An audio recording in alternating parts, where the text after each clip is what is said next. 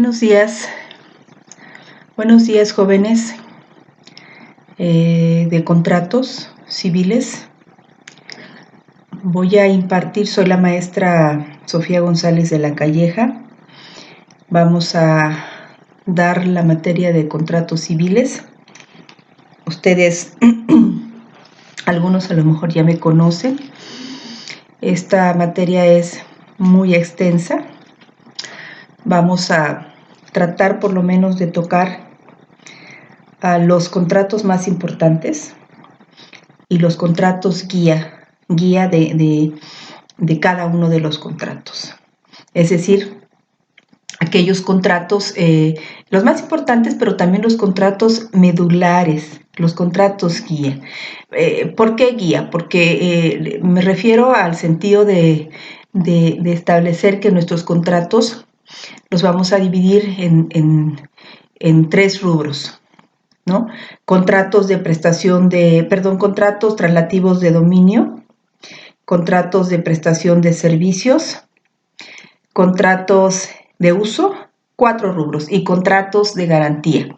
Entonces, al ser 4 rubros en los que vamos a dividir nuestros contratos, cada rubro tiene un contrato guía, ¿sí? ¿Por qué en estos 4 rubros? Porque pues hay autores que los clasifican o los dividen en contratos por su materia, dividirlos por materia, pero pues no tiene sentido porque nuestros contratos son los contratos civiles, ¿no? Entonces no vamos a hablar de contratos administrativos, ni vamos a hablar de contratos mercantiles, ni de laborales, ¿no? Solamente civiles. Entonces los civiles los vamos a dividir en 4 rubros: contratos de prestación de servicios, contratos traslativos de dominio, contratos traslativos de uso y contratos de garantía. Entonces, por ejemplo, en el caso de los contratos de traslativos de dominio, pues el contrato guía es la compraventa. En el caso de los contratos traslativos de uso, el contrato guía pues es el arrendamiento.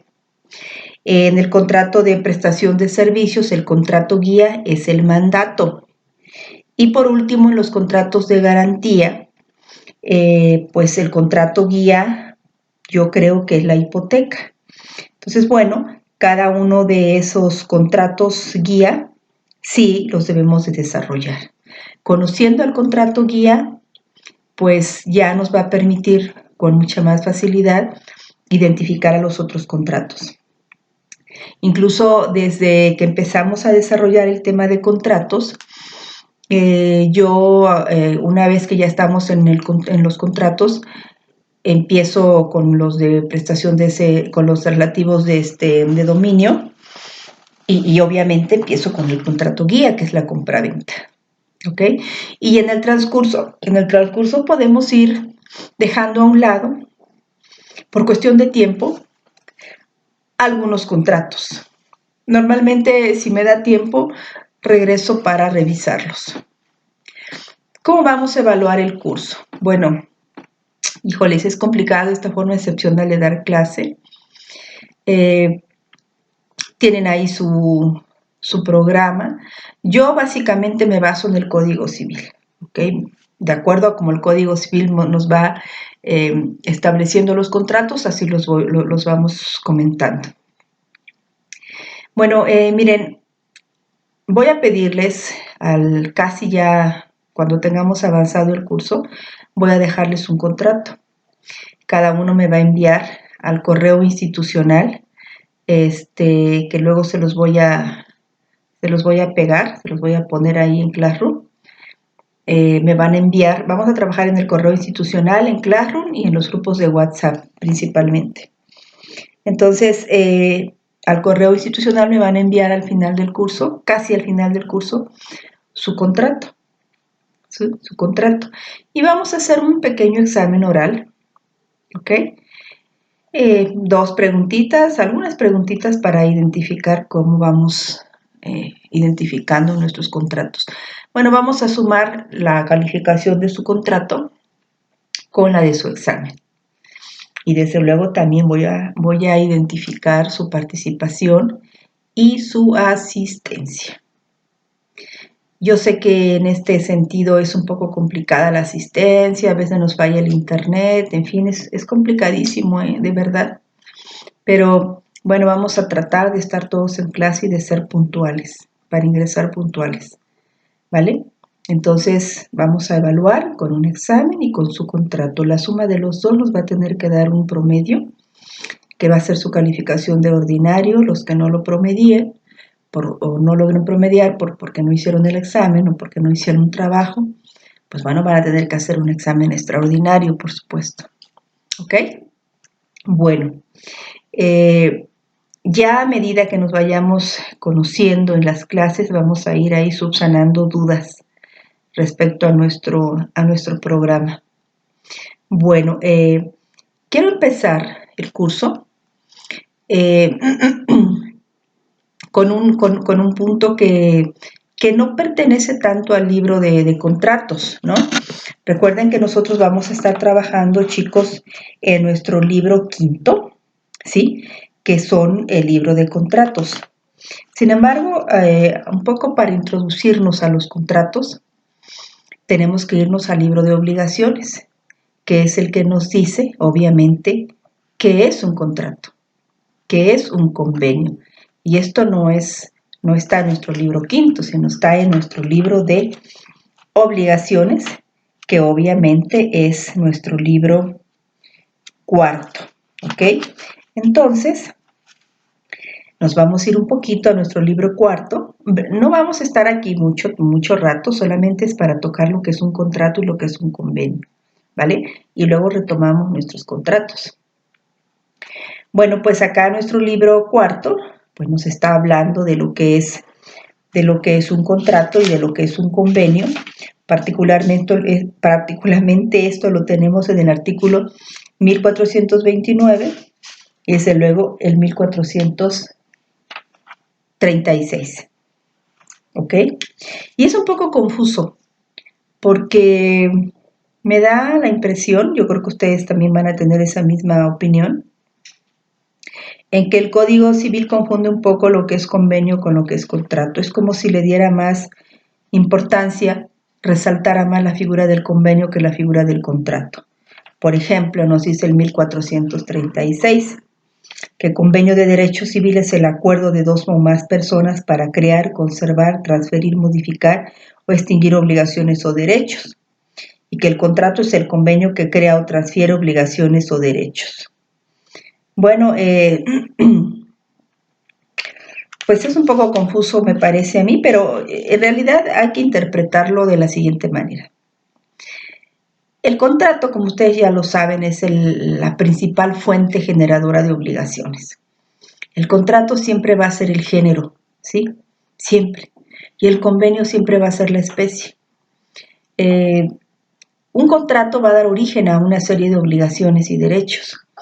Y si queremos modificarlas, si queremos transmitirlas o si queremos extinguirlas, las vamos a hacer a través de un convenio. ¿Me explico? O sea, el contrato es el género y el convenio es la especie. O sea, en ese sentido estoy de acuerdo que el convenio es un acuerdo que permite transferir, modificar o extinguir derechos y obligaciones. Pero el contrato es el acto jurídico supremo que permite crear y conservar derechos, deberes y obligaciones. Entonces, si les parece a ustedes en ese sentido, podemos establecer dos conceptos. ¿Qué es un contrato? Bueno, el contrato es el acto jurídico, voluntario, por virtud del cual dos o más personas crean y conservan derechos, deberes y obligaciones. A través del contrato exteriorizan su voluntad de crear y de conservar derechos, deberes y obligaciones. Ahora, ¿qué es un convenio? El convenio, pues, es un acuerdo entre dos o más personas que les va a permitir, ¿sí?, transferir, modificar o extinguir derechos, deberes y obligaciones como especie. Pensemos en un matrimonio, en un contrato de matrimonio, un contrato civil, dos personas unen un matrimonio y de ese contrato pues surgen una serie de derechos, ¿verdad? El acto jurídico que los vincula o que los une no es un convenio, es un contrato civil. Y si esas personas en algún momento deciden cambiar o modificar o convenir sobre el régimen sobre los alimentos, pues lo que van a crear es un convenio, ¿ok? Cuando se divorcian y presentan su demanda, pues lo que acompaña a esa demanda es un convenio. ¿Por qué? Porque está surgiendo de un contrato civil. No es al revés, ¿ok? Es verdad que a veces de los convenios surgen contratos. Me queda claro que puede darse esta situación. Pero lo más común, lo lógico es que del contrato surjan convenios. Bueno, ahora, en este punto, una vez que ya quedó establecido esto que lo estamos analizando en nuestro libro de obligaciones, también es importante que ustedes identifiquen y recuerden esta parte, ¿no? ¿Cuáles son las características más comunes o más importantes en los contratos? Y varias de ellas a veces están en un solo contrato, eso no es tan importante. Bueno, es importante en el sentido de que si tú me dices, o si ustedes me dicen, a ver, maestra, díganos un contrato que tenga las siguientes características. Por ejemplo, si me dicen, a ver, díganos un contrato que reúna, que sea oneroso, que sea formal, que sea de tracto sucesivo, y que sea traslativo de uso. Bueno, si ustedes me dicen eso, bueno, pues diría yo, pues la compraventa. ¿Es onerosa la compraventa? Sí, porque siempre cuando se da la compraventa das algo, tú vendes algo y a cambio recibes un pago, un dinero, ¿no? Entonces, el equivalente, lo proporcional al valor del objeto que transmites, por eso es onerosa. No sería onerosa si solamente uno ganara y el otro no. Hay intereses o hay ganancias para ambas partes. Es traslativa de uso porque tengo que transmitir algo. Traslativa de dominio, perdón, porque tengo que transmitir un bien. Puede ser de tracto sucesivo porque a lo mejor vendo algo a plazos. ¿Me explico? Entonces, estas características que están señaladas en su artículo 1438 y demás relativos, algunos autores nos las señalan como clasificación de los contratos. Ojo en este punto. No, son características de los contratos. La clasificación de los contratos es aquella en la que los podemos dividir por su materia. Pueden ser públicos, pueden ser privados, ¿sí? O bien por el objeto que persiguen, que es como los vamos a dividir nosotros, que ya se los comenté hace un momento. Los vamos a dividir por el objeto que persiguen, los vamos a clasificar en 4 rubros. Traslativos de dominio, traslativos de uso, ¿sí? De prestación de servicios y de garantía. En esos 4 rubros los vamos a dividir o los vamos a clasificar. Pero las características de los contratos son las que están señaladas en estos artículos. ¿Qué características tiene un contrato?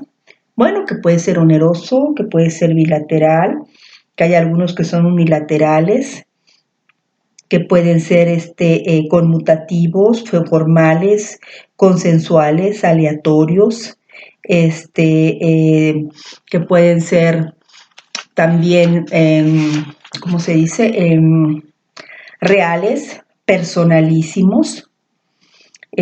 También, ¿qué más? En fin, estas son las características de los contratos. ¿A qué se refieren? Bueno, una compraventa, por ejemplo, ¿qué características tiene? Les voy a decir solo 3. Pues es la traslativa de dominio, porque tengo que transmitir una cosa a cambio de un pago. Es consensual porque requiere solamente la voluntad de las partes, no necesariamente requiere una formalidad. ¿Ok? Es bilateral o puede ser incluso plurilateral porque se va a dar entre 2 personas o más. ¿Ok? Entonces es bilateral. La mayoría de los contratos son bilaterales, pocos contratos son unilaterales. Y en realidad no existe ningún contrato unilateral.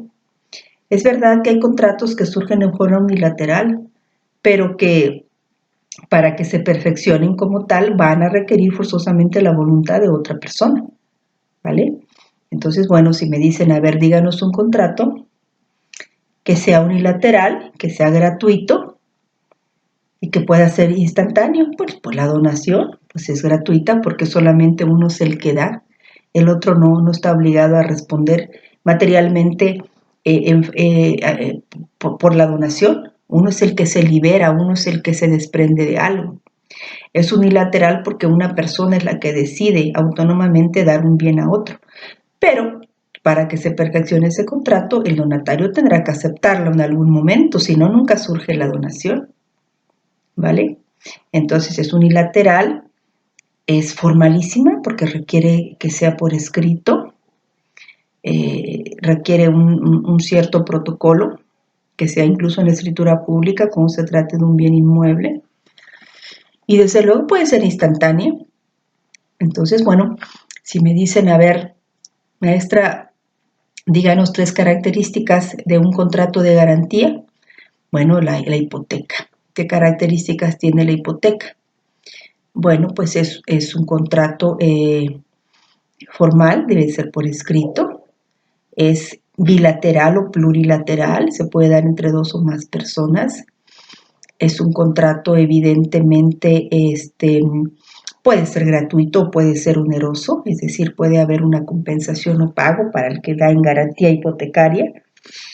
¿Qué otra característica tiene? Pues que es un contrato de garantía, es una de sus características. Entonces, esas son las características y muchas veces los contratos comparten esas características. No hay un contrato exclusivamente que tenga estas características y que otro no las tenga. Entonces, estas características que están señaladas, repito, en el artículo 1438, 1439 y demás relativos de su libro de obligaciones, nos da la pauta para conocer esas características de los contratos. ¿Ok? Es importante que lo lean. Y un poco en ese sentido, recordar los elementos de existencia y de validez de los contratos. También ustedes ya lo conocen, ya lo saben. Ya acá lo tienen. ¿Cuáles son los elementos de existencia y de validez?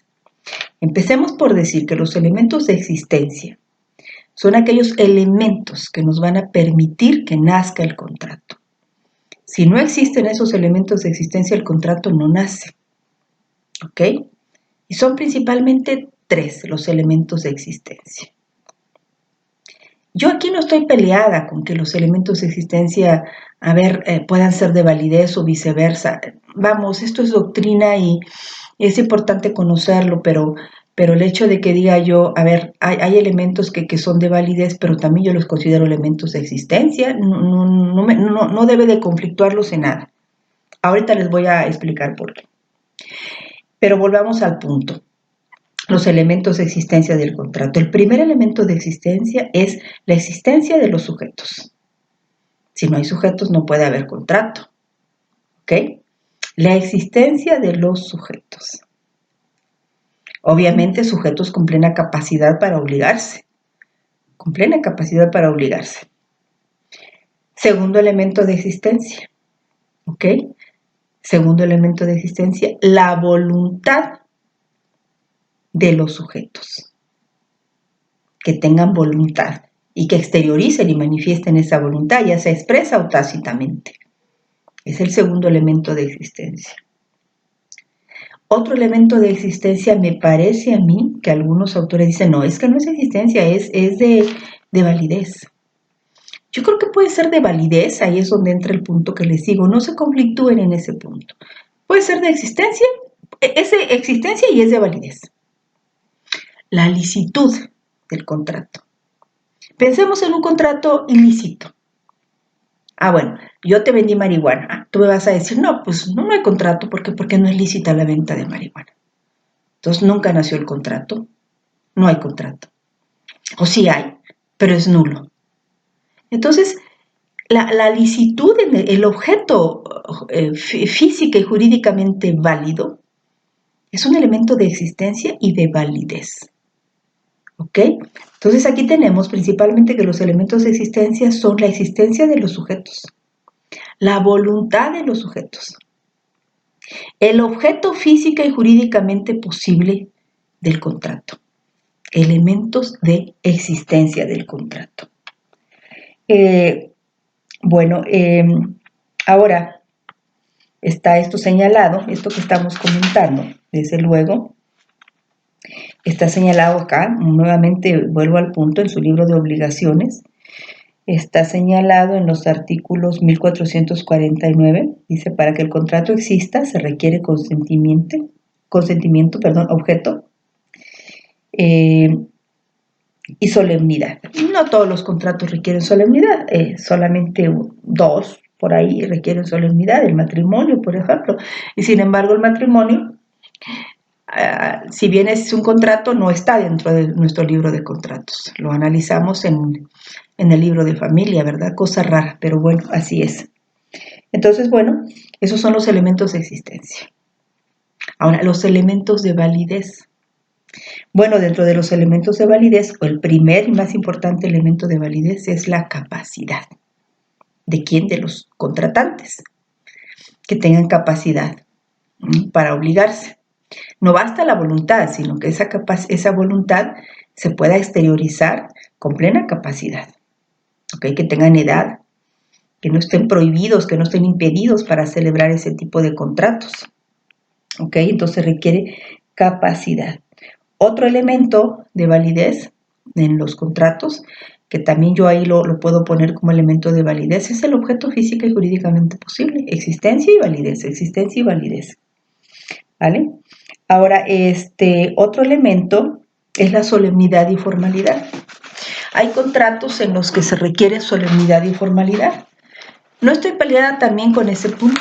La solemnidad y formalidad, algunos dicen que es un elemento de existencia.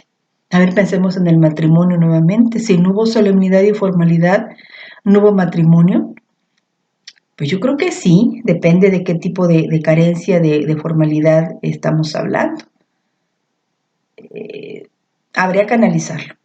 Entonces, bueno, creo que la formalidad y solemnidad pueden ser elementos de existencia como elementos de validez. Vamos a ponerlo en el rubro de los elementos de validez, ¿vale?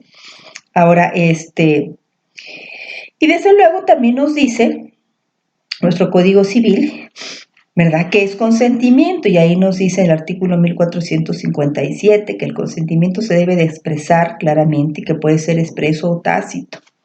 Ahí nos da esas reglas que ustedes ya conocen, ¿vale? Luego, otro elemento de validez es la ausencia de vicios en el consentimiento. Esto me hace un poco de ruido. ¿Por qué elemento de validez? Bueno, porque para que un contrato sea válido es necesario que no existan vicios. Bueno, pero el contrato puede nacer y los vicios pueden aparecer a posteriori o identificarlos a posteriori. Pensemos aquí en que los vicios del consentimiento no necesariamente van directamente vinculados al consentimiento o a la voluntad de las partes. Ojo con eso. Estos vicios pueden existir.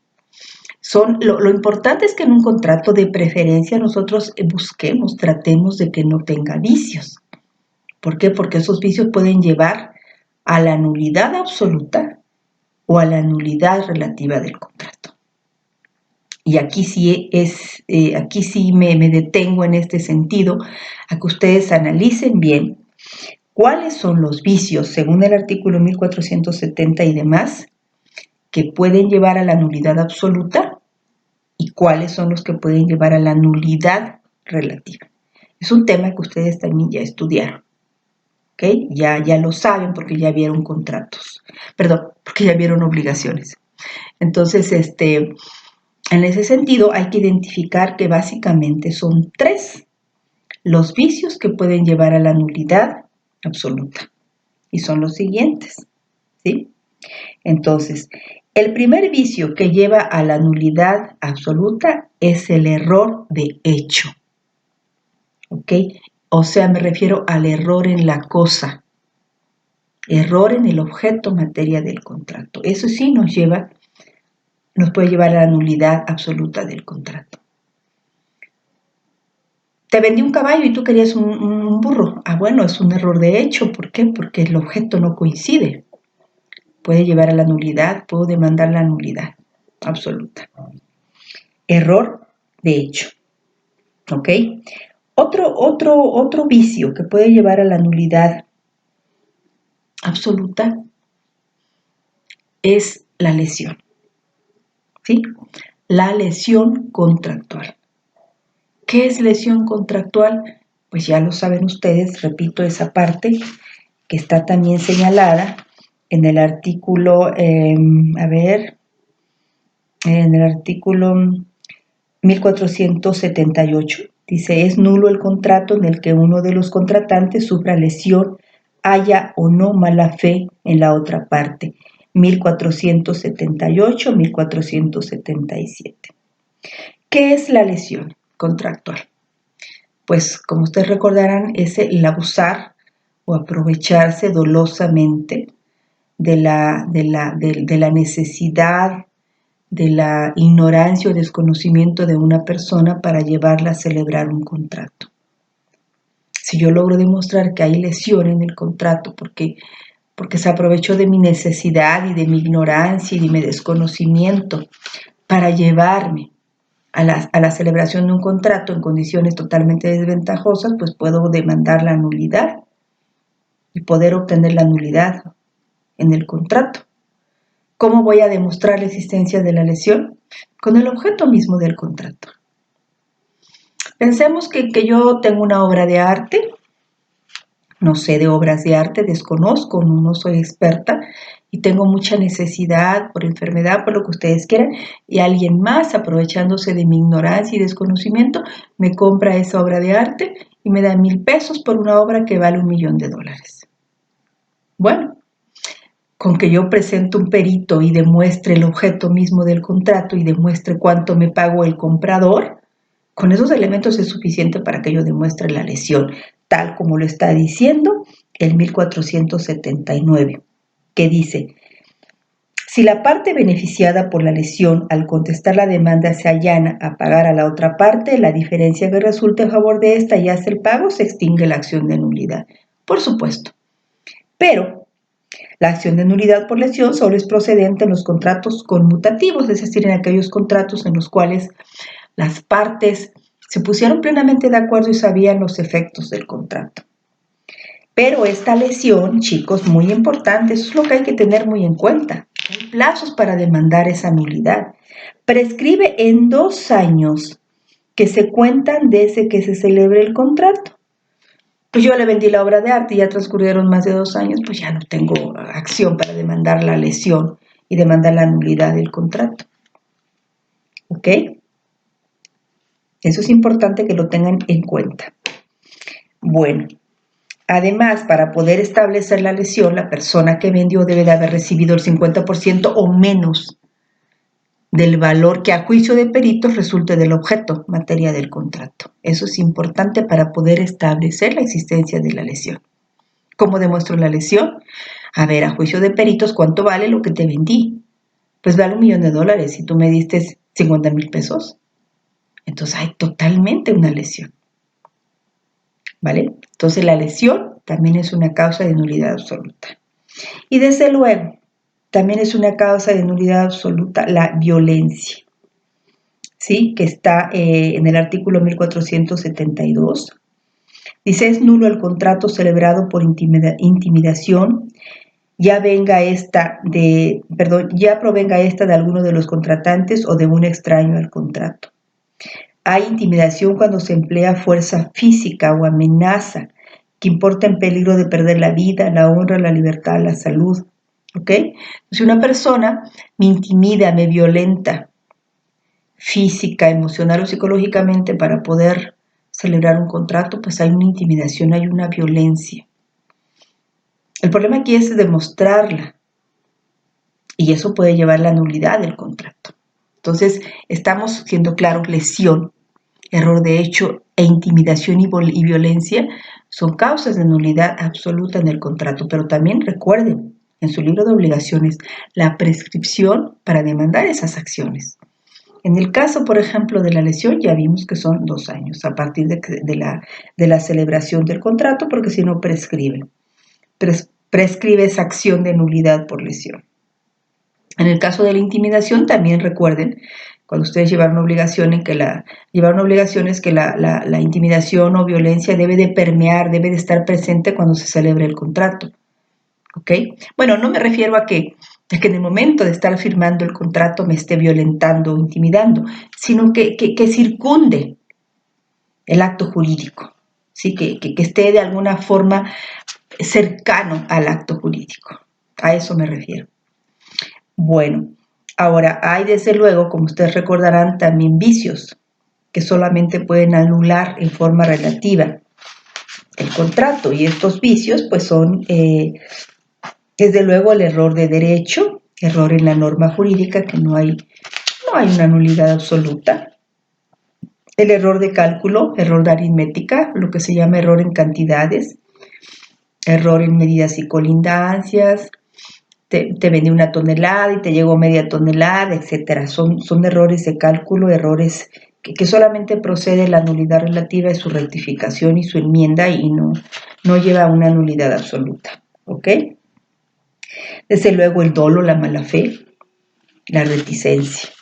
Son vicios que pueden circundar un contrato y que pueden llevar a la nulidad relativa. A ver, yo preparé, le vendí un coche, que lo desarmé, lo pinté, lo hice parecer, hubo totalmente un dolo, una premeditación, ¿no? Una mala fe de mi parte. Y desde luego retuve información, ignoré las preguntas quizá del comprador, hubo reticencia.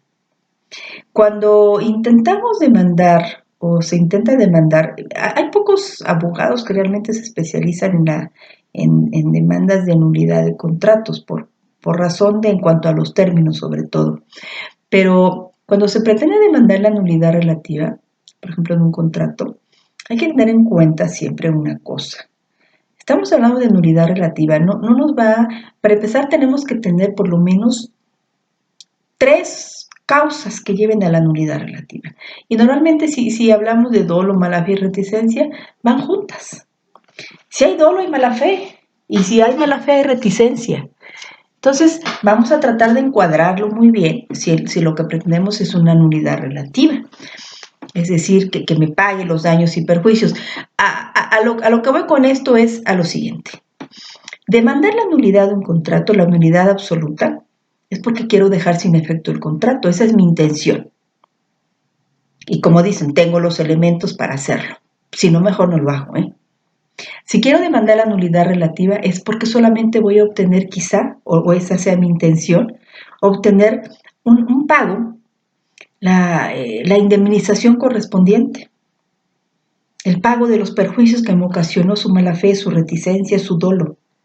Eso es lo único que yo voy a obtener, porque no va a haber nulidad absoluta. Claro, recordemos que estamos hablando de contratos civiles donde la voluntad de las partes debe de prevalecer. Si yo demando la nulidad relativa, en algún momento dado las partes deciden anular el contrato, bueno, ya será decisión de las partes. ¿Me explico? Igual puede suceder en una demanda de nulidad absoluta. Las partes pueden arreglarse de acuerdo a sus intereses. ¿Ok? Bueno, entonces esos son los elementos de existencia y de validez que sí quisiera que ustedes tengan en cuenta y recuerden un poco para introducirnos a los contratos. Me parece que es importante que hagan ese ejercicio de regresarnos un poco a nuestro libro de obligaciones. Bueno, ahora vuelvo al punto que ya habíamos comentado. ¿Cómo vamos a clasificar a nuestros contratos? Bueno, los vamos a clasificar en 4 rubros, como ya lo dije. Por el objeto que persiguen, vamos a clasificar a nuestros contratos en 4 rubros. Contratos traslativos de dominio, primer rubro. Segundo rubro, contratos de uso, ¿sí? Tercer rubro, contratos de prestación de servicios. Y por último, contratos de garantía. En esos 4 rubros más o menos los tiene el Código Civil, porque empieza con la compraventa, o bueno, empieza con la promesa. Entonces empieza con los contratos traslativos de dominio, luego sigue con los contratos de uso, empezando con arrendamiento, luego sigue con los de prestación de servicios, empezando con mandato, y luego por último nos lleva a los contratos de garantía. ¿Ok? Hay muchas irregularidades en relación a los contratos, pero bueno, yo creo que es fácil guiarnos con el Código Civil, que principalmente, y algunos de los libros que aparecen en su programa, ¿sí? Hay muy buenos libros de Oxford, de Editorial Oxford, para el tema de contratos, con formularios para redactar contratos, con ejercicios de preguntas y respuestas, ejemplos. Los de Oxford son muy buenos.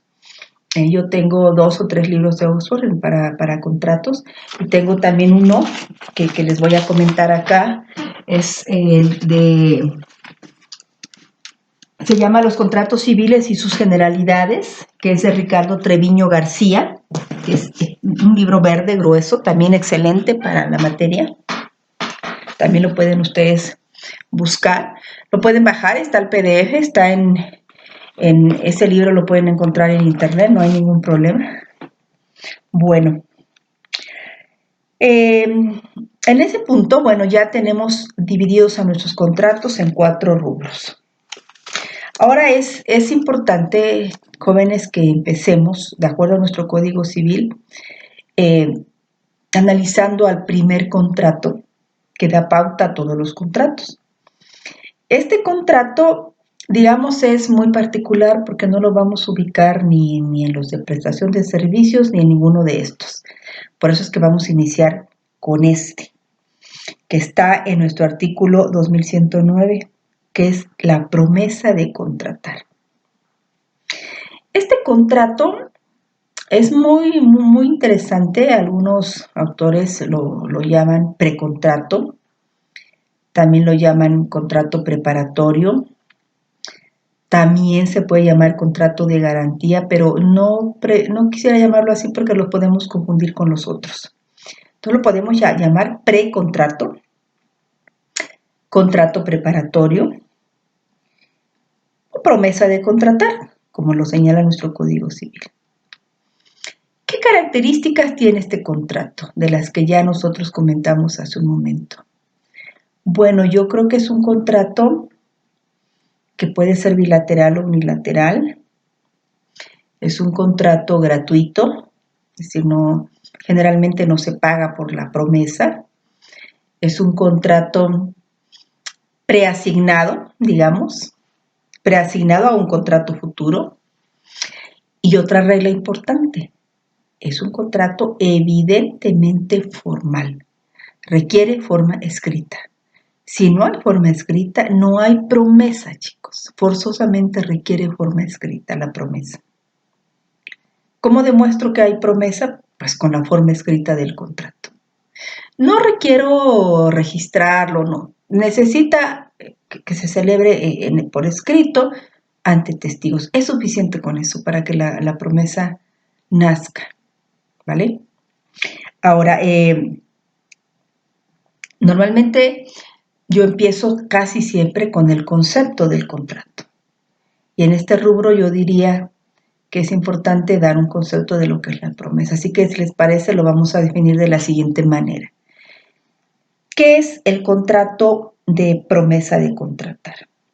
Bueno, diríamos que la promesa de contrato es aquel contrato por virtud del cual, ¿sí?, ambas partes o una de ellas, ¿sí?, a los que vamos a llamar promitentes u obligados, se obligan o comprometen, ¿ok?,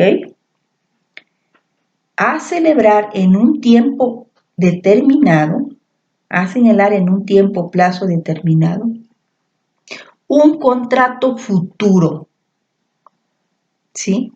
Un contrato futuro, estableciendo en la promesa el plazo, ¿ok?, el tipo de contrato futuro que van a celebrar,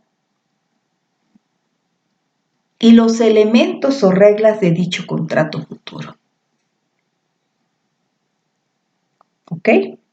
Ahora, dice acá el 2111, son elementos esenciales de la promesa los siguientes. El consentimiento, por supuesto, las partes deben estar de acuerdo, es un contrato. ¿Por qué nos es útil la promesa? Bueno, nos es útil la promesa cuando por alguna razón en este momento no puedo celebrar el contrato principal. Pensemos en lo siguiente. Quiero rentar mi casa, pero en este momento no la puedo rentar porque todavía vive el inquilino y todavía no se vence su contrato. Pero alguien quiere ya asegurar que le voy a rentar esa casa. Entonces, para que ese futuro arrendatario tenga la certeza jurídica de que le voy a rentar la casa, pues vamos a celebrar una promesa de contrato de arrendamiento. ¿Por qué no hacemos en este momento el contrato de arrendamiento? No lo podemos hacer porque en este momento no le voy a dar la posesión de la casa. En este momento no le voy a rentar la casa porque está ocupada, ¿sí? Entonces, para darnos esa seguridad, nos vamos a comprometer, yo como arrendador y la otra persona en calidad de arrendatario, ¿sí? Vamos a celebrar en este momento una promesa de arrendamiento, comprometiéndome yo como arrendador, ¿sí? Y él como arrendatario a celebrar juntos un contrato de arrendamiento en el mes de diciembre respecto de un bien inmueble ubicado en tal lugar, con un pago, con una pensión rentística de. Por eso nos es útil la promesa. Igual puede suceder con una cosa que quiero vender. Quiero vender mi casa, pero ahorita no puedo porque la estoy pagando. Bueno, pues voy a celebrar una promesa de compraventa. Puedo celebrar una promesa de arrendamiento. Puedo celebrar una promesa de permuta, una promesa de comodato, etc. ¿Me explico? Entonces, el precontrato o la promesa de contrato es un contrato de aseguramiento. Precontrato, contrato preliminar o contrato preparatorio suele llamarse. Y nos es muy útil en esos casos, como ya lo decía. Ahora, para poder identificar que estamos frente a una promesa es muy importante que en la promesa, en primer lugar, sea por escrito, primer regla. Segunda regla, que se señale el plazo en el que se va a celebrar el contrato definitivo. Tercera regla, que se señale cuál va a ser el contrato definitivo y las reglas y condiciones de ese contrato definitivo. Si no hay plazo, pareciera ser que estamos dejando la obligación incierta. Imagínense que yo digo, sí me obligo, me comprometo a celebrar un contrato de arrendamiento, pero no digo cuándo. Pues entonces, la promesa es incierta, es indefinida. Debo decir, me obligo y me comprometo en calidad de dueño del bien o en calidad de arrendador a arrendarle o a celebrar el contrato de arrendamiento con el señor Pedro Pérez, que en su calidad de arrendatario se comprometerá, ¿sí?, a celebrar conmigo el contrato de arrendamiento en el mes de diciembre del presente año. Bueno, entonces ya le estoy dando certeza porque estoy señalando un plazo. Estoy diciendo cuánto es lo que voy a cobrar de renta, sobre qué bien inmueble. Ojo, en la promesa no se pueden adelantar pagos. Porque si adelantas pagos, pensemos que estamos redactando la promesa. Y que yo digo, a ver, el señor Pedro Pérez, que en su calidad de arrendatario en este momento me adelanta 3 meses de renta. A ver, entonces ya estamos desvirtuando a la promesa. Pareciera ser que ya estamos frente al contrato principal y no frente a un contrato futuro. La única obligación que genera la promesa es una obligación de hacer. ¿Qué vamos a hacer? Celebrar un contrato futuro. Pensemos que en diciembre el arrendador ya no me quiere rentar, ya no quiere celebrar el contrato de arrendamiento. Se obligó, pero no quiere. ¿Qué acción tiene el promitente arrendatario? Pues demandarlo ante la autoridad correspondiente, ante la autoridad judicial, la acción pro forma de celebración del contrato de arrendamiento, porque él estaba comprometido.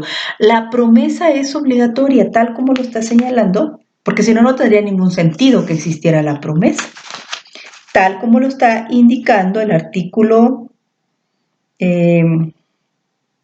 2120, ¿ok?